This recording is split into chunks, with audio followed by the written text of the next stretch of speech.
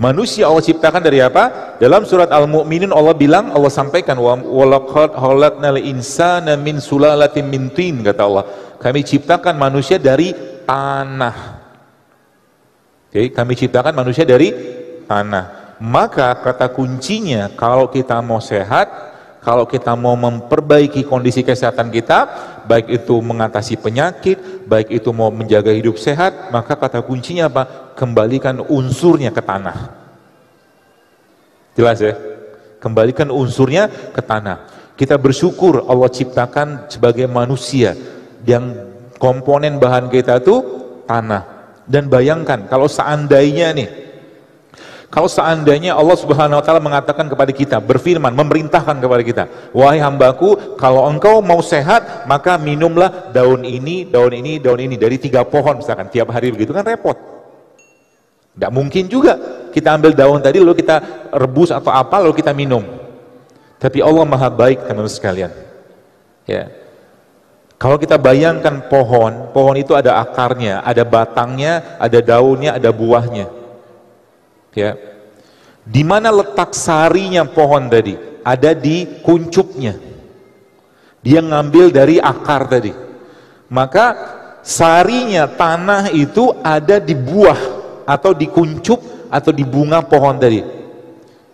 Kembali ke konsep awalnya manusia Allah ciptakan dari tanah. Maka supaya manusia mengasup asupan yang terbaik dari tanah, Allah perintahkan tentaranya untuk mengambil saripati tanah tadi, yang tentara itu namanya lebah. Makhluk hewan yang Allah sampaikan dalam surat An-Nahl, Allah bilang apa? Kami wahyukan kepada lebah tadi untuk mengambil bunga, kuncup segala macam. Maka di dalam madu kayak begini, ini kan madu, ada saripatinya manusia. Kalau kita bongkar secara saintifik, maka madu itu mengandung asam amino. Kalau kita bongkar manusia, teman-teman sekalian, manusia itu ada gen. Nanti Pak Sudadi akan cerita juga tentang ilmu beliau. Ada gen.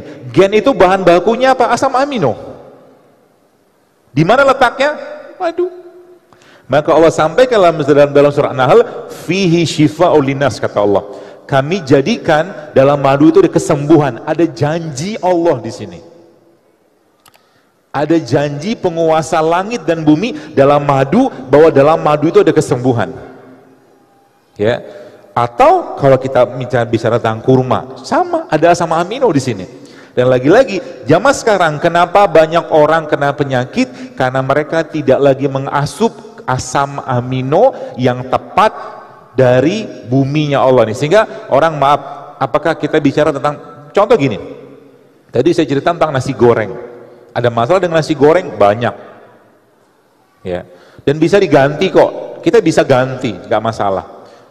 Nasi goreng, nasi itu kan sebenarnya produk ciptaan Allah juga.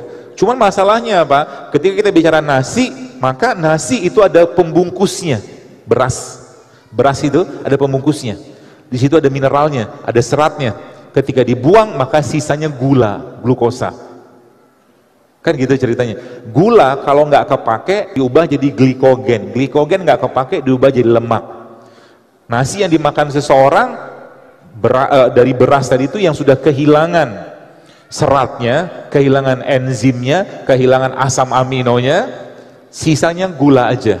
Kalau nggak kepake dia ubah jadi glikogen. Glikogen nggak kepake diubah jadi lemak. Tanda orang yang banyak lemak apa? Pinggangnya banyak lipetan. Kan gitu. Itu tanda kita lemaknya banyak, seperti itu. Maka ini baru nasinya. Terus kita menggoreng nasinya pakai minyak. Minyak sendiri kan sudah lemak. Gitu kan? Minyak sendiri sudah lemak. Dimakan pakai apa? Telur. Telurnya diapain? Goreng. Protein mulai rusak, mulai kehilangan bahan-bahan pentingnya pada suhu 55 derajat. Protein sudah mulai hilang. Artinya semakin panas minyaknya, habis proteinnya. Dimakan pakai apa? Bakwan. Betul? Bakwan dari apa? Tepung. Tepungnya sudah jenis tepung-tepung yang hybrid, yang indeks glikemiksnya atau gulanya tinggi banget. Kena minyak. Sayurnya sayur yang penuh dengan pestisida. Terus dia minum kan? Minum apa? Teh manis. Gulanya, gula lagi, gula. Jadi yang kita makan itu rasa, gizinya nggak ada, hampir-hampir nggak ada. Sehingga habis makan apa yang terjadi? Tubuhnya nggak bisa ngolah, akhirnya tubuhnya minta istirahat. Ngantuk kan? Maka Allah memberikan tegurannya kepada kita. Falyanzuril insana ila ta'ami anna sababna ma asabba. Perhatikan apa yang kalian makan, kata Allah. Udah ngerti sehat, udah ngerti nggak sehat, ya jangan dimakan. Kalau udah misalkan kita udah ngerti nggak sehat, jangan dimakan. Ya, jadi kita perlu belajar teman-teman sekalian. Supaya apa? Supaya kita lebih banyak bersyukur, supaya ibadah kita lebih baik. Maka tadi di awal tadi, kunci sehat itu atau taat itu harus membuat kita menjadi lebih sehatnya, kita harus membuat kita menjadi lebih taat. Kalau nggak taat dengan sehat tadi, mendingan sakit sekalian, gitu. Ya. Nah, ini apa tuh namanya